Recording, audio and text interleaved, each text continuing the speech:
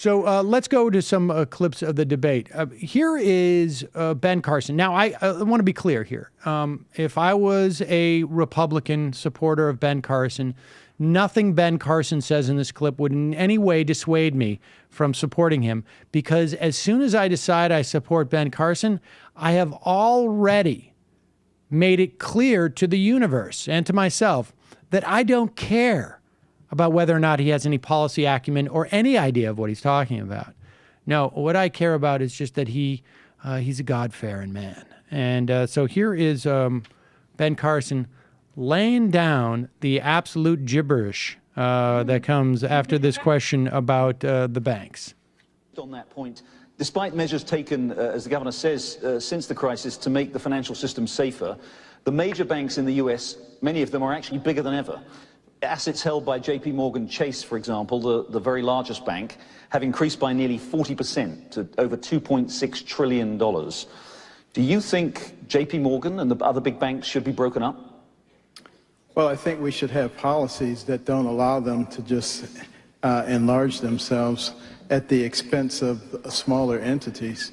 And certainly some of the policies, some of the monetary and Fed policies that we're using makes it very easy for them. Makes it very easy for the big corporations, quite frankly, at these very low interest rates to buy back their stock and to drive the price of that up artificially. Those are the kinds of things that led to the problem in the first place. And I think pause it for 1 second. This all really gets back. And we'll go back. All right, let me just make a couple of things clear here.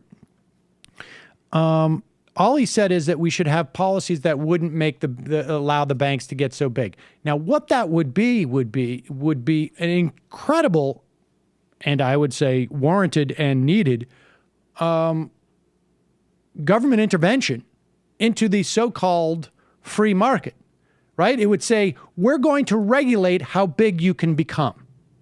And there's a multitude of ways of doing that. Glass-Steagall is one of those ways, or at least in terms of providing a firewall between commercial banking activities and investment banking activities. He just says policies. So in his first answer is, how do I address the crisis that exists today? I would go back in time and make sure the crisis doesn't exist today. That's how I would deal with it. So what basically Ben Carson is saying is, I have a time machine. That's why, you idiots don't get it. That's the problem that you don't get about me. I have a time machine. And then also, I'm going to talk about stock buybacks in a way that really doesn't make any sense. I mean, I guess theoretically he could be saying that the companies are taking out huge loans to buy back their stocks. But really what we're seeing is they're using a lot of their profits to do so. But continue.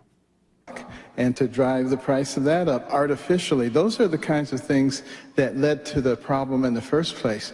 And I think this all really gets back to this whole regulation issue, which is creating a very abnormal situation. This country was declared its independence in 1776. Pause it. So now he's saying that what we need are policies to stop the banks from getting that big, which of course are regulations. And now he's already pivoted almost in the same sentence, although to be fair, it probably is just like another paragraph, how regulations are the problem. And now, again, he's getting into his time machine, going back to 1776. Let's hear what he has to say back then. In less than 100 years, it was the #1 economic power in the world. And the reason was because we had an atmosphere that encouraged entrepreneurial risk-taking and capital investment. Those are the fuels that drive it. And what we've done now is let the creep of regulation turn into a stampede of regulations, which is involved in every aspect of our lives. If we can get that out, it makes a big difference. And even for the average person, every single regulation costs money. And it's shifted to the individual. So, and it hurts the poor and the middle class much more than it does the rich. They go into the store and they buy a bar of soap. It costs 10 cents more. They notice it. And the middle class, when they come to the cash register, they have a whole cart full of things that cost 5, 10, or 15 cents more. They notice it. It is hurting the poor. Bernie Sanders and Hillary Clinton won't tell you that that's the thing that's really hurting the middle class and the poor. They'll say it's the rich. Take their money. But that won't help. You can take all of the rich's money and it won't make a dent in the problem that we're having. We have to come back to the fundamental principles that made America great.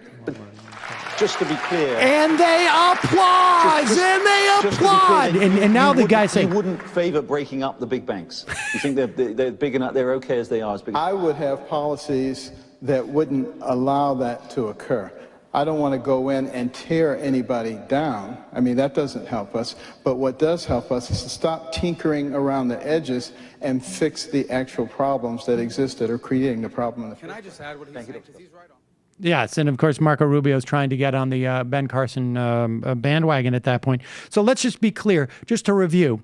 He starts off by saying, how would I deal with the banks being too big to fail? I would not let him get there. Regulations, soap, poor people, hurting the poor, middle class, regulations are hurting them.